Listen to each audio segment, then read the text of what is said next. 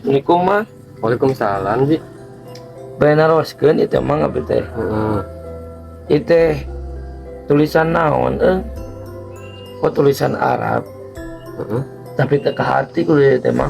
Oh eta mah tulisan pegon Ji. Ari pegon teh kumaha mah? Oh jadi pegon teh mangrupikeun huruf hijaiyah anu dimodifikasi pikeun nuliskeun bahasa daerah seperti bahasa Sunda, bahasa Madura, bahasa Jawa, bahasa Melayu, jeung bahasa nu lainna.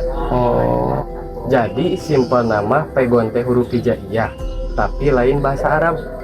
paingan asa aneh mah. Abi kan namanya pesantrennya menakan tulisan nu kieu. Ieu nya meh karti diberi contoh. Tinggal kita.